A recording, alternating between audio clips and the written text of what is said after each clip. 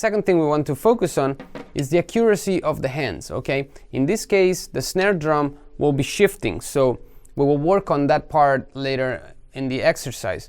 But our right hand, when we're doing the right hand lead version of the exercise, will have to be very accurate. We don't want the right hand to constantly change, but we want it to be very consistent, right? So we don't want this to happen.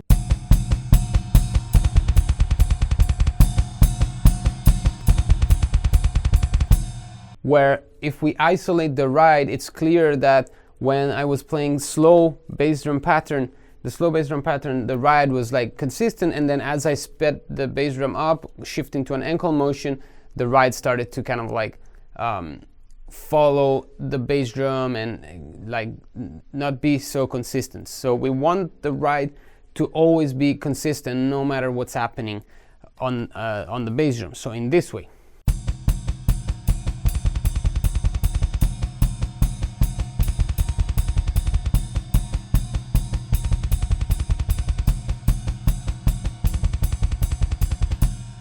Where the volume and the spacing of the notes is even and consistent, so nothing is changing, and this will be our pattern on which we will then play the snare metric modulation. Same thing, of course, will have to happen when we play the left hand lead version of this exercise, which it's going to be something that maybe many of us don't usually apply in their playing, but it's a very helpful thing to do to kind of like play an exercise left hand lead, especially on coordination, because it really helps the body to kind of like open up and complicate a little bit our life, that it's always a sign of improving our drumming and accuracy, especially also for double bass drums and things like that, where our balance is so affected. So if we turn and we kind of like have a rotation on the body, sometimes can be uncomfortable, and instead getting used to playing open hand can keep us more stable,